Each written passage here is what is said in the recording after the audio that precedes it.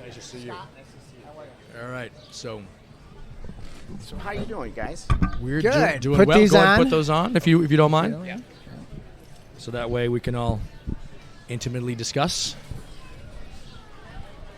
So I have to say we are very honored to go and have one of the owners of Classico here with us right here. Classico being pretty much the go-to here in downtown Sarasota. Are you good with the levels? I think so. Okay. And get right up on the mic there, please. All right. Yeah, get right up on it. There we go. Yep, perfect. And it can come to you. Like you almost have to touch it with your. Okay. Right there, perfect. Right, perfect. Is the levels good in the I hear. phones? Yeah. Awesome. Very good. Thank you. So, a staple downtown Sarasota Classicos.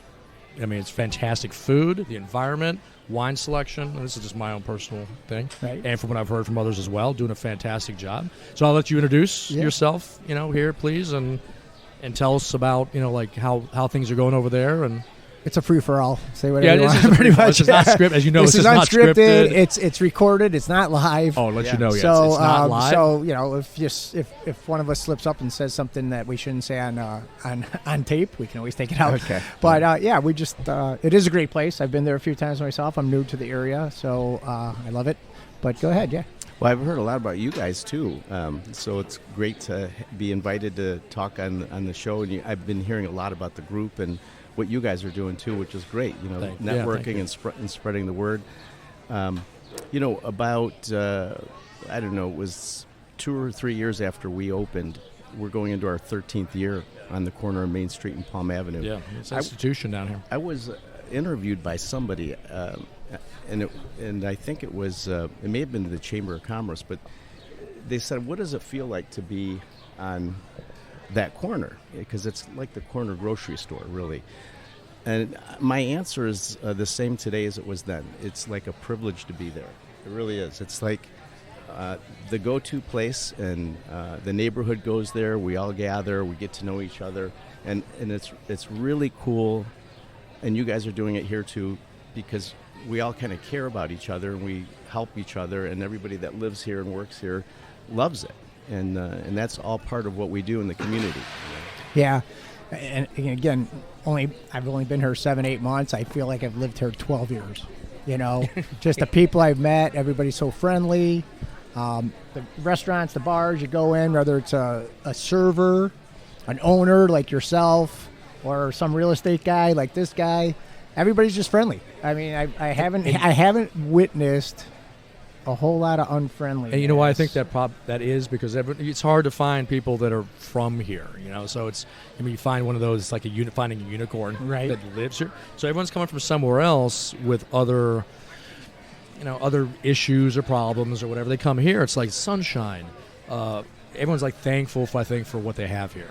I think like looking back at whatever their issue might have been in New York or California or Boston right. or whatever, everyone just seems happier and appreciative to be here. It seems like. So it's like give me a little bit about your history prior maybe to opening Classico. Like where you're from. Yeah, I was born in Italy, and I came here when I was a little boy, and half my family still lives there.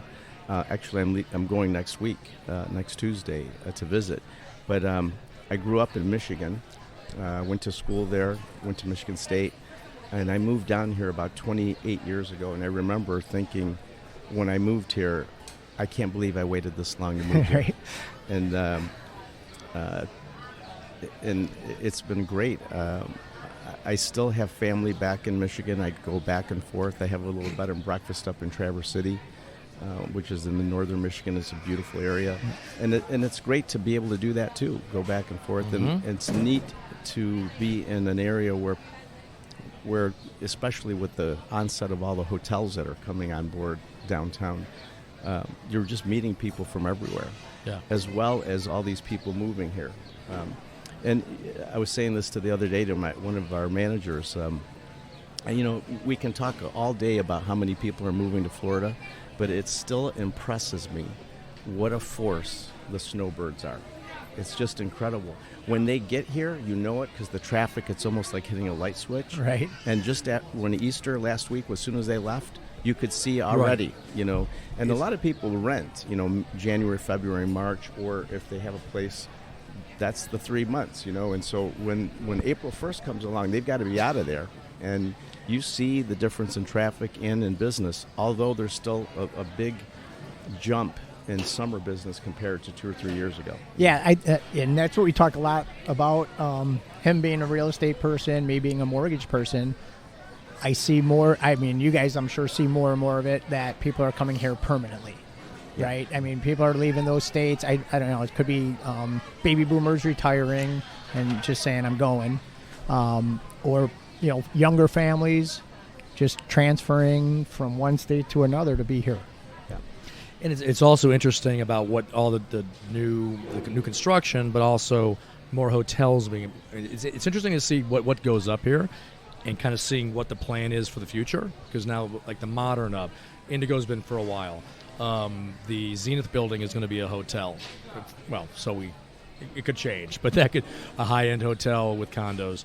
And I can never get the name of the pizza place right, but right here on El Beneficio. El Beneficio. That's going to be the Soda Hotel. You know, so a lot more happening now. So people to come here to get a taste of Sarasota, to now see if they would like to live here, and you know, many do. You know, so it's a lot of traffic and a lot of growth. Yeah, and you guys are right in the middle of it. Yeah, the difference between all these condos going up and people moving down. That's exciting, but the big economic driver, as far as I'm concerned, is when you see these hotels going up. And to your point, 5 years ago, the Westin was not there. The Art Ovation was not there. The Aloft had just been built. The Embassy Suites. Yeah, the Embassy Suites. Yeah, that's just big. Those 5 hotels in the last 5 years are just incredible, because all year long, there's people coming and going all year long, and they're all new. They're all new travelers. They're all new visitors. Whereas with the snowbirds or with the people buying these second and third homes, half the time they're empty. You know, and so it's the big economic driver are those hotels. It's incredible the difference between the hotel driving traffic and or the new people that are buying in these new condos going up. But again, half of them are empty, you know, in the summer months. So. Mm-hmm. Yeah. And the people coming to the hotels are visitors who eventually may be living here. Yes. Mm-hmm. You know. Yeah. So it's more because as before that, really, where would they go? You know, it's like they'd rent a house or something, but there's less for them to be able to rent to kind of get a feel of the area. And now it's like, okay, there's all these hotels, stay there for a little while, check out the place, go back. And then, come back here. But what's so impressive to me about Classico too is just how much of a staple it is down here. So whether it's, and I know season is probably very, very busy, off season though too, so established that locals just, I mean, there's people, friends of mine that just, they're every day. Misty. Yeah, she was just there. Misty, that's her place, and man. Every I think day. Amy says she goes there all the time. Amy Tiller. Yeah, she goes there every every day. Well, I don't know about every day, but I know Misty does. Yep. And it's just something special about Classico that, the food is awesome. Like everything above what we already said. The food's awesome, good wine selection, yourself, the service, like the feeling and the attitude, all great. But just, you know, even on the downtimes, did you seem to be very, very successful and busy down there? Well, there's 3 things I believe are very important. You have to have a good product, and we spend extra money, so it's a good quality product. And you have to have good service. You know, people have to be nice, and you have to be fair. You know, fair prices. So those 3 things usually, are a recipe for success. You can miss one of them, and sometimes you can do okay, but you can't miss 2 out of those 3. You have to have them going, and if you can hit all 3, then you're doing pretty good. And we're not interested in being a tourist trap. You know, we like being we cater to the locals. The locals. So one of the pretty obvious. Yeah. One of the death steps is if you just see these snowbirds coming and you raise your prices and you cater them, and then you know what happens when they leave. Right. The locals are looking at you like, sorry, buddy. So no, we pride ourselves in being nice, saying thank you and asking constantly, what can we get you, And the whole staff there at Classico is amazing. They just really make a commitment to that end. And there's one other major thing that has to happen to be successful here, and Classico has it in spades. It's a ferry door. You have to have a ferry door in front of your place to be, and one of the best ones in front of. And actually, that was funny because we did the interview, and I think Mike Modric interviewed you. I remember that because we did a story, or he did a story on the ferry doors around, right? And then I have a website that kind of. I'm all into art so much, and I live right here in Rosemary. So like you see art everywhere. So I get a website that has the ferry doors, the bikes, the building murals, and all that kind of stuff on one site. And if anyone wants to go see it, it's downtown Sarasota streetart.com. And so I go around, and I'm a grown ass man. I go down and I'll stop in my tracks and look at a ferry door and just get all excited and take a picture of it, and I post it on there. So I guess Mike Modric did the interview with myself to go for that site and interviewed you and the ferry door, man. Yeah, that was great. Pretty cool. I think we have two of them. I think we have two doors, which is really cool. One's right on the corner on the public on Main, right around that little corner with the tree root, right? And I didn't know about the second one. Well, one is on the where the tree root thing is, where the city has the plants, and then one is right on our building, right in that little alcove. So there's, I didn't know about we're that. blessed with two of them. Ooh. But no, that's a real cool phenomenon going on all over the world, I think. Well, right? yeah, quite a few states, but I know it's two. From what I know, two people brought it here. RAFF. Yep. So we're gonna put the. We're not talking to Kirsten right now, so we need to put it on the board. Joan Love. Joan Love does a lot of them. She does a lot here with Rise and Eyes. And so she does a lot of the doors downtown, but then there's a mystery secondary artist that I guess just they appear. And I don't know, and no one else seems to know who it is, and it's kind of fun to have things just... There's another one. Well, speaking of art, you go back in history, and they just had the film. Did you see what Sean Greenspan did? They did the story of the history of Sarasota, and they made a film about it. And I just saw that on the Opera House. They did the poster up on. I didn't see it though. I saw the. I helped out a little bit with that. Sean is an amazing guy. It's another example of what you see here in Sarasota. They're just passionate. Yep. They love being here, and they're proud of living here and working here. But that is certainly something to see. Is that show? It tells you the history and how we got where we are and how we started and the Ringling Brothers and all that. But is that at the Opera House? Is that where you can see it at the Opera House? And I would love to. It was sold out, and I'm hoping that they'll do a couple more of them. But part of the art and culture in this area is you have no idea who you're going to run into. There's so many retired, just talented people, whether they're musicians, whether they're artists. We had a guy set up shop a couple years ago and just started painting in front of the restaurant.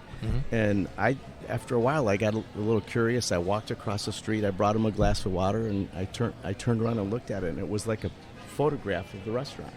And I asked him, who are you? And he couldn't even speak English. He was visiting from somewhere. He later moved here, but he's just like this amazing artist that just, you can't even... Another time, we had an open mic night, and another testament to how interesting this area is. Usually for open mic, we try to audition people because you never know who's going to show up, and sometimes they say they can sing and you have a full house, and pretty soon they bomb and everyone else bombs too. They get up and empty the restaurant. Check please, check please. But this guy shows up. He has like a tattered hat on, and his T-shirt was a little ripped, and he wanted to sing, and he was not on the roster. And the girl running the open mic looked at me, and there was just something about him that we just kind of rolled the dice with. So it was his turn. He gets up there, and remember, he's not supposed to play. So there's all the musicians are there, but not for him. They were for the people that were already scheduled. Right. So he gets up a cappella, no no background music, no guitar, no piano, and he sings Billy Joel, the Piano Man, like the artist himself. And he was just so awesome that people were eating dinner and they stopped and they just said, "Who is this guy?" And when he got done, they gave him a standing ovation. First time I'd ever seen that. And he, like in the movies, he got up from the bar stool and he set the mic down on the bar stool and he walked out the door. Never to be seen again. And it was surreal because I ran out the door because I just wanted to thank him. Right. And he was gone. I went to the right, I went to the left. It's like he just disappeared into some cloud. And we've been waiting for him to come back. It's been 3 years. So, but that's an example of what happens here. You know, there's just these very talented people, and I think it's just a magical area. Yeah, that is an awesome story. I did not even know about that. That's an awesome story. Scott, I think I know where I'm going to go with this next one because we had to ask you. And go ahead. So, the gentleman a few years ago that played the piano in front of your place. Yes. Okay. And went on. Well, your side of the story on that? Like, what happened as far as, you know? That was a lot more work than people think, you know. And when I look back, I really wish the story could have been a little different. And just what happened is he had played the piano.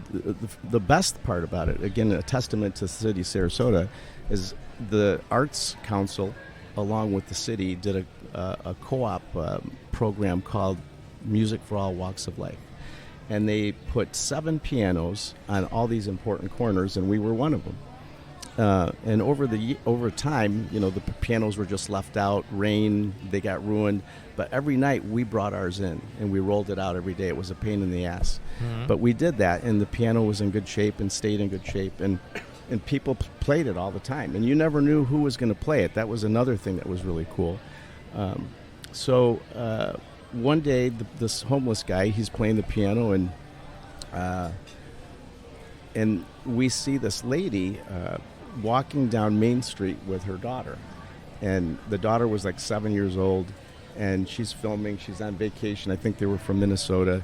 And they see him playing the piano, and so the little girl gets on the bench with him and starts playing. And the mom's like, "Oh, you know, we're in Florida on vacation and filming." And then after they got done playing, the mom says, you know, "Thank you for playing with my daughter." And then she says, where do you play? And he says, "Well, I'm homeless. You know, right. I really don't play anywhere." And she was shocked, you know. So she's sent that video out, and it went out on the wire, you know, on social media. And within hours, we were getting phone calls from all over, to buy this guy lunch and to, you know, get him food and all that stuff. It was just incredible. So, and when I say all over, people from Germany, from Australia were calling, you know. And then, of course, they had the whole thing with the Marine. You know, he was in college, he was in the marching band, and then he went into the Marines. And, of course, that whole thing hit that dynamic, you know, no man left behind. And so we had the Marines calling us. So that was a really interesting dynamic. So the whole story is that he would play, he'd make enough money in tips, and then he'd disappear. And then he came back, and he was not able to play the piano so well because he bought a bottle.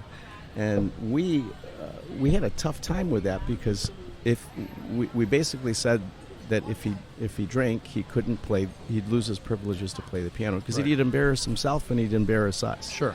So a lot of people didn't see that part of it. So we had to manage him really well. But as the story blew up, it gave him an opportunity to kind of come around and to have a second chance. And there was so much money coming in that the local church got involved, and they had some kind of an account where I think it was someone told me the neighborhood of $30,000 or $33,000 was raised. Wow. And he needed to, you know, to get that, he needed to kind of go into rehab and clean up, and he didn't even want to do that. And then he finally came around, and something happened. You know, he turned around, and like we all hope for when we're helping and assisting. You try to be there for, it takes a village. Mm-hmm. And he turned around and he met a great girl and he got cleaned up. And I think he was invited on the Jimmy Kimmel show, I had heard. And then he was invited to play the piano at the Super Bowl in San Francisco 4 or 5 years ago, whenever that was. So he was, they were working on an album. And so he came back. He was a totally different guy. He would play the piano again, and we were so proud of him. And everybody, the whole neighborhood loved seeing this. And then just recently, I'm so sad to report, and I wasn't really even prepared for this, but, he's back on the street again. Something happened, and that's really the challenge. The challenge is to figure out why this happens. And, we all have the stats. It's either a mental thing, or it's alcoholism, or a drug addiction, or, some people are really, the ones that really scare you are the ones that are hardworking people and have done everything they can, and you see them on the street. Right. Those are the ones that really, the other two we know. Mental illness is a big thing, and then the alcohol addiction. So those three factors are something that we're constantly, is a challenge for everyone. I think, yeah, as we manage homelessness in this, no matter what city you're in. And very interesting that you brought that up, because that's something we were just talking about, even with Kirsten, that I did hear, and we followed the story. And thank you for being. We had no idea about the other part. That's fantastic. I mean, to know the prelude to that. Yeah, but I had heard somewhere, and I did not want to be one that spoke out of turn or anything, that he was back. Like I heard from somewhere, but didn't want to assume it was or correct. project, right? So Kirsten basically was, please speak to Raphael, because he just knowing what's going on in that area, and that's a shame. I mean and I've got, well, I'm going to go into it regarding alcoholism and friends that I know and things like that, but maybe just a product of environment. At some point he got to a point here where he needed to clean himself up, and did here. Moved out of this location to another location that didn't have the friends and the people that he had that maybe dragged him down here. Came back, maybe spent a little bit more time here, and then got back with those people maybe, and maybe that, I don't know. No one knows. Well, it's sad anyway.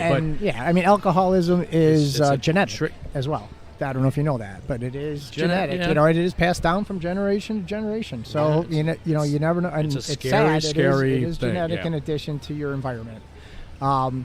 So, Raff, I left for a minute or two, but I don't think we covered it.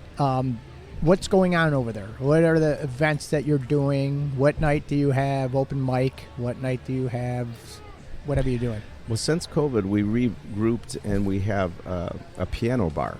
So it's really cool. Wednesday nights we have a guy that does a lot of Motown, and Marvin Gaye and Smokey Robinson and all that stuff, and he's right on the mark. He's just an impressive guy.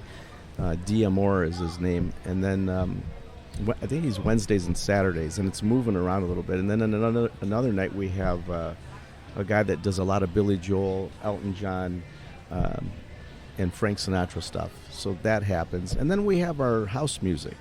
We have a cool vibe that we run with. It's kind of a lounge. A Euro lounge type of thing, and then we mix it in with some of our, just good staple music. Even brunch music, Sunday brunch music is cool. We have a piano player that does that too.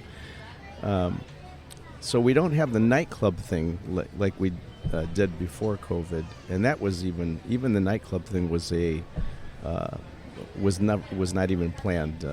Again, in our second and third year, we were. I'll never forget this. We were in the middle of dinner. Well, it was at the end of dinner. It was 10 o'clock at night, and we were packed. And I was behind the bar, and there was a couple tables that had got up, and they moved the tables out of the way. And I was a little upset, like, what are you moving the tables for? And I had walked around the bar to go to the dining room to see what was going on, why they did that. Mm-hmm. And by the time I walked around the bar and got to the dining room, there were probably 10 people on the dance floor. They just started dancing. And I thought, oh my God. And then I didn't want to be that guy to be the buzzkill and say, no, you can't dance. So I just kind of let them go. Yeah. And about an hour later, by 11 o'clock, there were probably 40 people. So then what happened is the marketplace talks to you. You listen. Right. Mm-hmm. And then we started moving the tables, And then we hired a DJ, and then it went bananas. But that was only really on Saturdays and Sundays. And so since COVID and when we regrouped and revamped, we added a pizza oven. We have our new managing partner is involved. His name is Kevin Enderly, great guy. And we turned it into an Italian chop house. We redid the menu. And our other partner is Dick Rivera, who ironically is right here. We happen to be in front of Bricks, and he's also the owner of Bricks. Oh, okay. So he's a great guy too. So there's three of us, and we don't skip a beat. We do brunch and lunch and happy hour and dinner, and we cycle right back into late night. We'd like to stay open late enough so that if you're getting out of the theater, especially the FST or the Oslo or some of these, the Van Wezel, they sometimes they don't get done until midnight, Right. And most places, are closed. So we like to be open for that crowd, as well as the industry crowd. Sometimes these waiters and these servers, they get out of work and everything's closed up. So we like to be there. So that's kind of what we're doing. So you're open till what time? Midnight, 1 o'clock. On the Okay. weekends, we're pushing to 2 o'clock. Okay. Oh, I see. I did not know that. Yeah. Like during the week. That's good to know. So also too, so I'm always, when I bring friends down and we come down and or people that are not aware of downtown Sarasota, we'll go down Main Street and we'll hang the right there by the corner. And it's always the same reaction when you look down that ivory-covered wall and when you have the lights on and the overhang. It's like, oh my God, this is the most beautiful street in the world. Not the world, but most beautiful street in downtown. And is that obviously maintained very well and all that? And you put the sign there, right? You put the classic. Yeah, we had to stop there last weekend, remember? Yeah, because for photo ops for the girls. Anybody Some that's girls with are us they're always like, have we to gotta stop get a picture and put that sign, the neon sign. Well, you've seen plenty of photos, I'm sure. But it's always, what a great idea to put that there on top of that beautiful street right there next to the building. Yeah, we have an arborist that has to maintain that. It's not like you just go there and trim the bushes. It's an arborist, and they have to know what they're doing, and you've got to have special equipment to get up there. But it's been like that for 40 years. So it's their old vines and their bougainvilleas, and they're gorgeous. And again, when I say it's a privilege to be there, it's a privilege. I mean, it's a great corner. You feel like you're in the south of France or somewhere in Italy, and it's a great experience. It's all part of the experience. Yeah. It's more. I think that's exactly it, though. It's more than a restaurant. And you're talking about consistency, so you're doing the same thing over and over again, and it is an experience to be there. It's not just the food. It's not just it's the entire thing.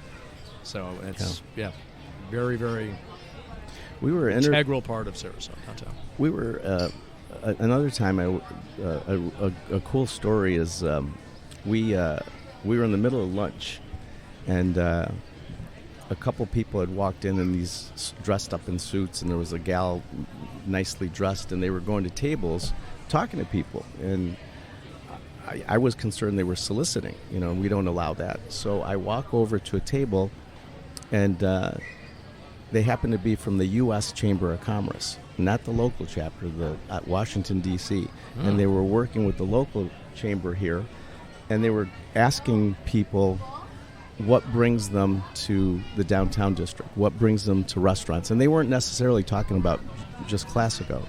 And so they were doing some kind of a survey. And I said, okay, so that was that. They explained themselves, and I kind of let them go.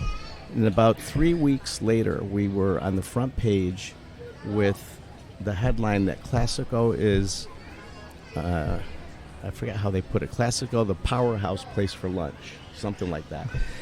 And the article went on to explain that some of those people they were talking to were like big brass people, like people from FP&L that fly in from their office, on the East Coast to come and visit this office. And so the local guys bring them to Classico. Right. And then we had, at any given time, there's all these brokers that are selling real estate, signing deals right there. I mean, old-fashioned, they're doing deals on a napkin sometimes, you see that. So you have the major real estate brokers there. You have a lot of attorneys that come in that work with them, and then you have. And you also got the celebrities that are in town, which we're not going to name, because they want their anonymity, right? So, but there's a number of people here that love to call Sarasota home, and I'm sure frequent Classico. But And all other restaurants around here as well. It is. Yeah, It's but just just a nice. It was a great article, and it's another testament to how cool the downtown district is, how cool the corner is. And I would be remiss if I didn't say that you're only as good as your people too. You can't do it yourself. You can't be there all the time, and you can't pretend to do it either. So you have to have great people, and the staff is amazing. There's a lot of really good. You hear complaints about staffing and that whole dynamic, particularly with COVID. But when you're a busy restaurant, people want to work there. Yeah. And more important, and so you make money because you're busy. But more important than that, you have to treat people right. And when you find good people, it's not always about the money. It's about how you're treated, and we like to feel that we do what we can to be a family-oriented place, and you listen and you learn and treat people the way you want to be treated. And the way we were introduced to you was through one of the employees, right? It was a manager who we met out. Matt. Matt. Yep. Matt having a drink, started talking to Matt. And then Matt got on the phone and called you and said, "Hey, do you want to go do this on Saturday?" So we appreciate Matt, like you appreciate Matt. Right. And when he said yes, you do that, we were very happy.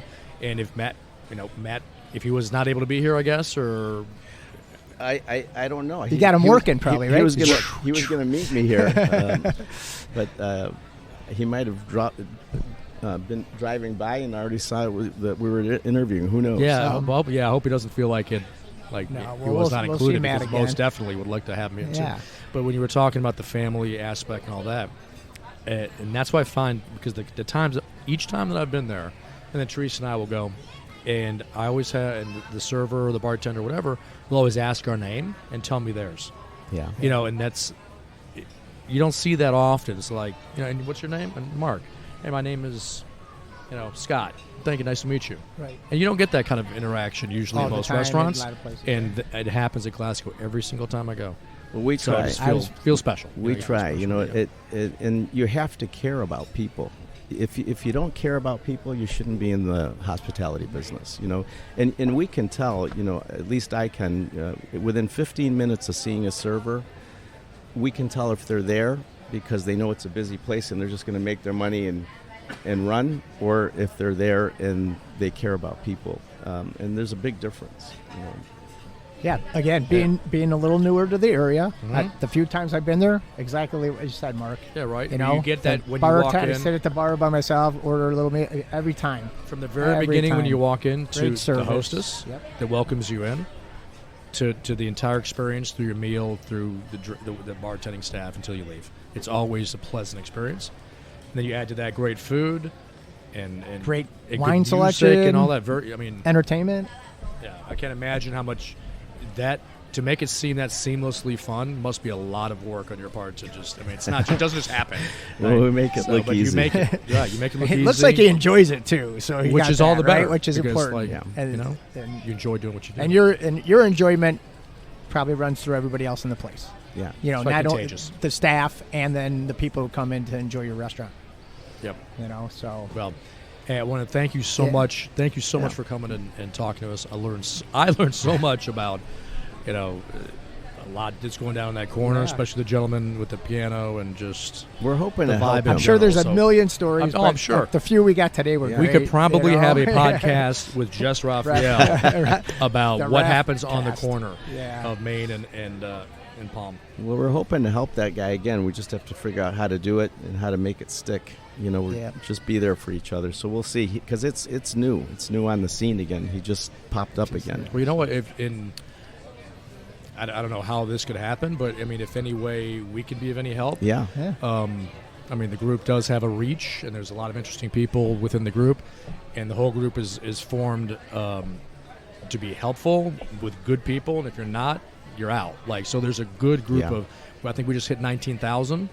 Which all of which are not in Sarasota, but we have about a third of them are, and so if we can help in any way with whatever content or something, please feel free. Let's brainstorm on that. Because we actually had. I was down, not to get into religion, No. but Good Friday, there's a lot of churches up and down Main Street. Yeah. I learned that on Good Friday.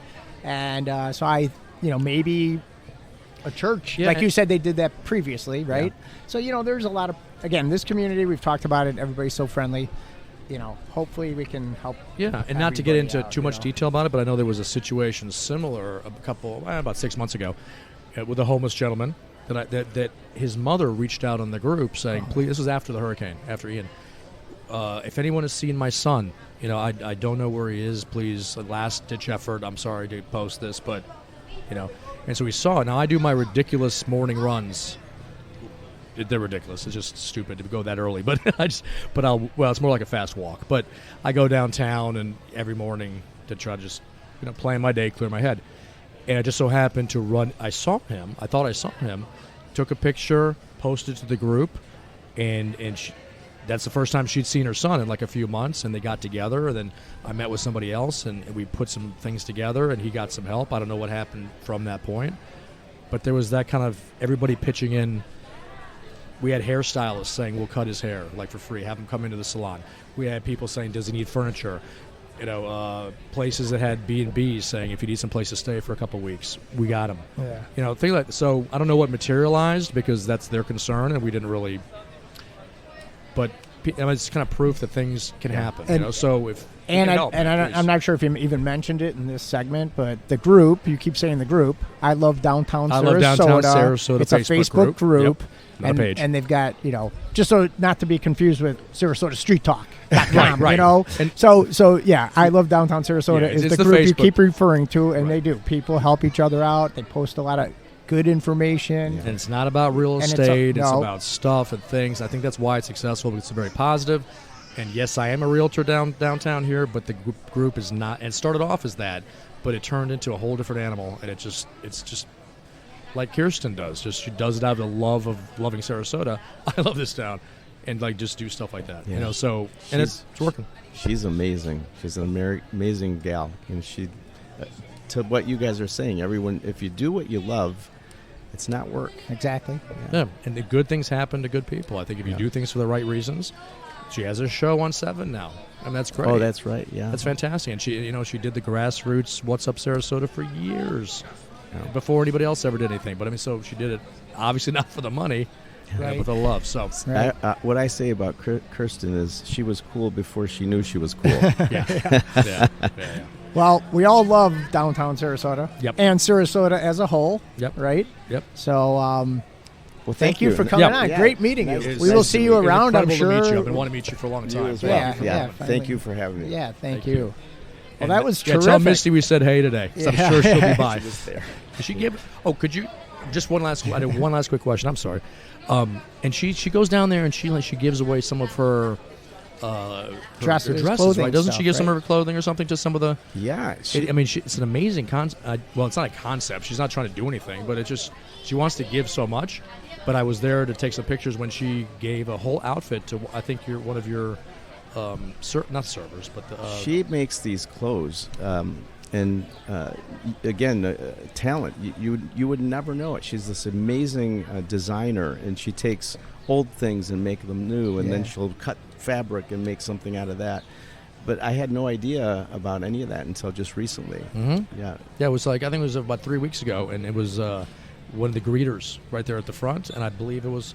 And she came out. She made a whole outfit for Yeah. her. No cost, no publicity, no anything in return. She just wanted to see the smile on her face, and she got it. She was crying, Yeah. and they hugged, and whatever. I cried, And that We all was cried. probably. We all cried. I think that was posted on the And we on did the group page. Yeah, no, I posted on the group just Yeah. because it was a nice I saw act that. of kindness. It was awesome, yeah. So it's stuff like that. So I didn't know if you were aware that was happening. Yeah, in no. in your place. Yeah. I didn't know if you know that was going down in front of your place. Great food, excellent service, Yep. great wine a good selection, meeting place all the way entertainment, late hours for the other service people that are in the industry and the theater goers. And I like great, it. and great people. I got to get there more often. Fantastic owner. Thank you so much for coming. Yeah. Thank you again. Thank you. Good. Okay. Thanks again. Nice meeting you. We'll as see you well. around. Yep. No, we'll see you around. We'll see you We'll around. see you. We'll come down. Sarasota. All right, guys. Thanks Thank again. you. Thank you, man. All Have a great right. day. That was awesome. I know that's. That was I've been awesome. wanting to meet him for a long time. Yeah. He was. We've had a good yeah, day. there's some good people here in Sarasota. Yeah, that's fine. Yeah. Good people.